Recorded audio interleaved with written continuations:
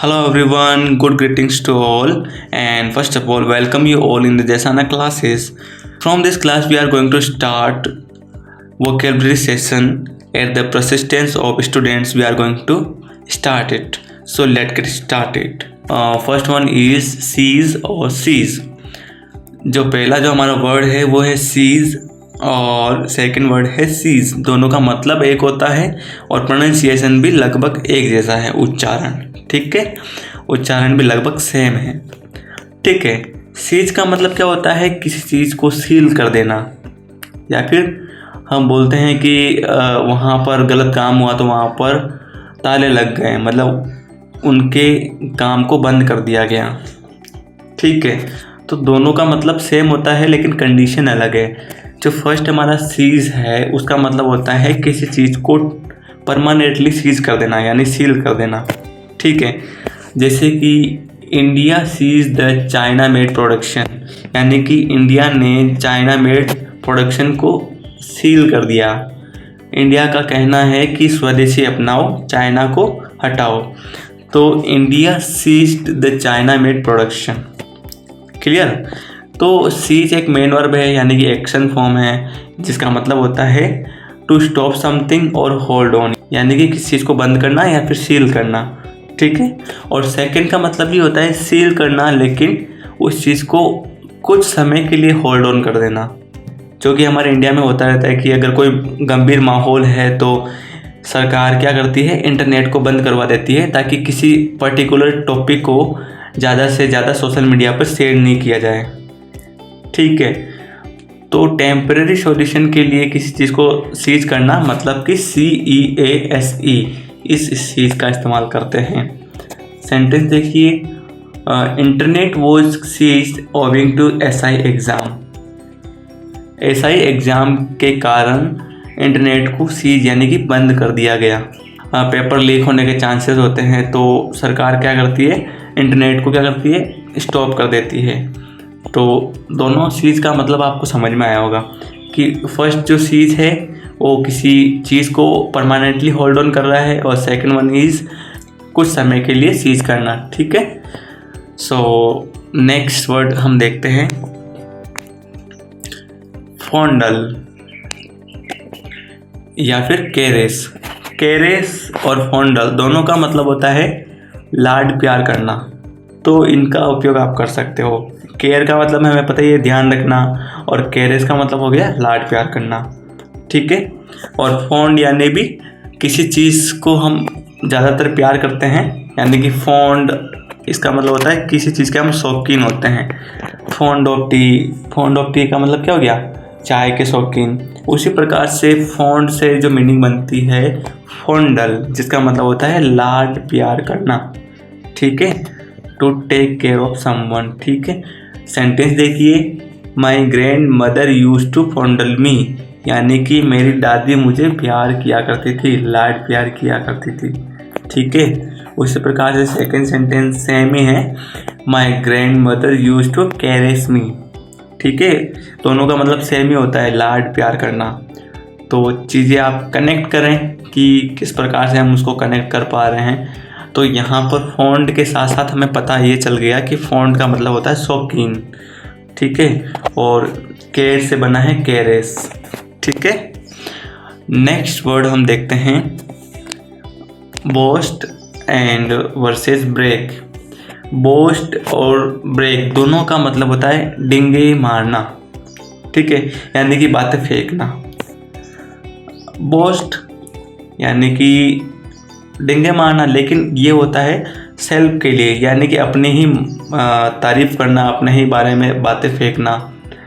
ठीक है, जैसे हम बचपन में बोला करते थे, तो उसके लिए मैं एक सेंटेंस बना रहा हूँ कि आई यूज टू बोस्ट, यानी कि मैं फेंकता था, that my grandmother is a pradhan. ठीक है, मैं ये डिंगे मारता रहता था कि मेरे जो दादी है वो प्रधान है। ठीक है, गांव के अध्यक्ष है। तो उस प्रकार हम फेंक देते हैं कि हमारे जो दादाजी है वो तो सरपंच के दोस्त हैं। तो डिंगे मारना यानी कि बोस्ट यानी कि अपने ही बारे में डिंगे मारना, और ब्रेक मतलब जिनसे हमारे कोई मतलब ही नहीं है उनके बारे में फेंकना। Rohan used to break that he knows Amjad Khan. ठीक है, पहले समय क्या जो एक मूवी थी शोले, वो काफ़ी अच्छी चली है ना, उसमें एक विलन था अमजद खान।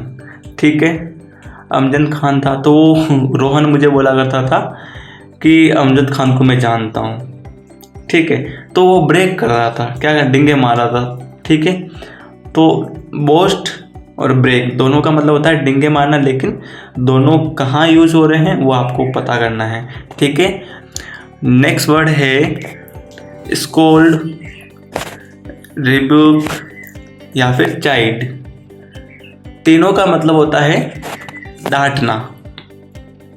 ठीक है, स्कोल्ड, जैसे हमारे पिताजी हमें डांटा करते थे, तो हम सेंटेंस बना सकते हैं father used to scold us, father हमें डांटा करते थे। ठीक है, सेकंड है रिब्यूक। देखो तीनों का मतलब डांटना है, लेकिन तीनों मीनिंग अलग अलग है। इसका मतलब कहीं ना कहीं कंडीशनल इनका उपयोग होता है। कंडीशनल मतलब सिचुएशन अलग होती है। ठीक है, तो स्कोल्ड यानी डांटना हो गया। रिब्यूक का मतलब भी डांटना ही होता है, लेकिन अगर सामने वाला हमें झूठ बोलता है और हमें पता चल जाता है तो हम उसको डांटते हैं गुस्से से, है ना, गुस्सा आ जाता है हमें, फिर उसको डांटते हैं। उसी प्रकार से सेंटेंस देखिए, सेल्स मैनेजर रिब्यूक्ड सेल्समैन, यानी कि एक सेल्समैन है जिसने अपने सेल्स मैनेजर यानी कि अपने मैनेजर को गुस्सा दिला दिया, तो सेल्स मैनेजर ने क्या किया, सेल्समैन को डांट दिया। Sales manager rebuked salesman. ठीक है, तो चीज़ें समझ में आनी चाहिए आपको। Next one is chide. Chide का मतलब होता है कि हम किसी बच्चे को डांटते हैं। देखो चिल्ड्रन से आप याद रख सकते हो, चाइल्ड से आप याद रख सकते हो कि किसी बच्चे को डांटना यानी कि चाइल्ड करना। लेकिन बच्चे को क्यों डांट रहे हैं, वही चीज़ कि अगर वो कुछ गलत करता है तो हम उसको डांटते हैं। ठीक है, तो mom chides to my younger brother, मतलब कि जो मेरी मम्मी है मेरे यंगर ब्रदर को डांटती है। ठीक है, तो तीनों का मतलब क्या है, स्कोल्ड, रिब्यूक, चाइल्ड, यानी कि डांटना। क्लियर, तो सिचुएशन के अकॉर्डिंग हम चीज़ों को इस्तेमाल करते हैं, और सिचुएशन किसको पता होती है, हमको, क्योंकि हम किस चीज़ को फेस कर रहे हैं हमें पता है। ठीक है, नेक्स्ट वर्ड की ओर जाते हैं।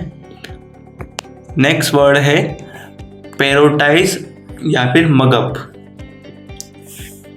अब पैरोटाइज और मगप को याद कैसे रखोगे, दोनों का मतलब होता है रटना। देखो पैरोटाइज का आपको याद रखना है पैरट से, पैरट यानी तोता होता है। ठीक है, देखो जो तोता होता है उसको हम जो भी बोलते हैं वो उस चीज़ को रिपीट करता है, यानी कि दोहराता है, तो वो चीज़ को रट लेता है। ठीक है, पैरट क्या करता है, उस चीज़ को रटता है, फिर उस चीज़ को रिपीट करता है। ठीक है, तो उस वर्ड को हम बोलते हैं पैरोटाइज, जिसका मतलब होता है रटना। ठीक है, तो पैरोटाइज मतलब रटना। और सेकंड वन इज मगप। मगप यानी भी होता है रटना। एक चीज़ समझिए कि एक लड़का है, उसको चीज़ें समझ में नहीं आ रही है, वो रट रहा है उसको, तो उसने क्या किया, जो भी पेपर पे लिखा हुआ है उसको फाड़ा और एक मग में डाला और पी गया। मतलब कहने का मतलब ये है कि उसने उस चीज़ों को रट लिया है और वो उनको बोलता रहता है। तो दोनों का मतलब होता है रटना। ठीक है, एक को आप याद रखोगे पैरट से, जो पैरट रटता है, और एक मगप एक बच्चे से याद रखोगे जो कि चीज़ों को रट लेता है फिर बोलता रहता है। ठीक है, सेंटेंस देखिए कि we use to parrotize in school, यानी कि हम स्कूल में रटते थे, रटा करते थे, कोई भी चीज़ होती थी हम रट लेते थे और बोल देते थे। उसी प्रकार से नेक्स्ट सेंटेंस देखिए, नाउ अ डेज, यानी कि आजकल, चिल्ड्रन मगअप इन लर्निंग, मतलब बच्चे जो होते हैं कोई भी लर्निंग हो उसमें रटते हैं। ठीक है, तो चीज़ें कनेक्ट कैसे करोगे, कनेक्शन से। आपने कनेक्ट कर दिया पेरेंट से, आपने कनेक्ट कर दिया बच्चे से, तो वो चीज़ आपको याद होने में आसानी रहेगी। ठीक है, पैरोटाइज मगअप दोनों का मतलब होता है रटना। और अगर हम बात करें पैरट की, तो पैरट क्या करता है, parrot parrotize all the things which it made learn, मतलब जो तोता होता है उसी चीज़ को रटता है जो उसे सिखाई गई है। ठीक है, तो पैरट का मतलब होता है तोता, पैराटाइज का मतलब होता है रटना। और अगर हम एक चीज़ और बता देता हूँ मैं आपको, अगर जो पैरट है इसको अगर हम मेन वर्ब के रूप में यूज़ करें, पैरट को किसके रूप में, मेन वर्ब के रूप में यूज़ करें, तो मेन वर्ब का मतलब हो जाएगा कि एक्शन वर्ड, यानी कि ऐसी चीज़ जो कि क्रिया है। ठीक है, तो पैरट यानी तोता होता है। लेकिन अगर हम ऐसा बोल रहे हैं कि I parrot all the time which I listen, ठीक है, कहने का अर्थ ये है कि मैं उस चीज़ को रिपीट करता हूँ जो मैं सुनता हूँ। तो पैरट का मतलब हो गया कि रिपीट करना, बिना सोचे रिपीट करना। नकलची बंदर होता है ना, कि जो देखता है वो रिपीट कर देता है, उसी प्रकार से हम जो बोलते हैं वो तोता बोलता है। तो पैरट करना यानी कि उस चीज़ को रिपीट करना लेकिन बिना सोचे।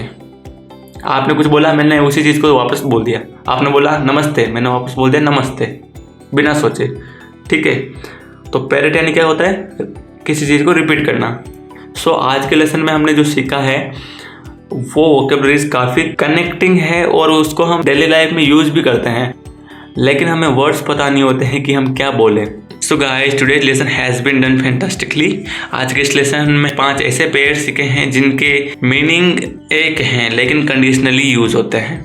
ठीक है, जैसे कि पैराडाइज और मगअप है, जैसे कि स्कोल्ड रिब्यूक चाइल्ड है, जैसे कि बोस्ट एंड ब्रेक है, जैसे कि कैरेस एंड फॉन्डल है, जैसे कि सीज एंड सीज है। ठीक है, तो till then bye bye, thank you so much. Next lesson में मिलते हैं।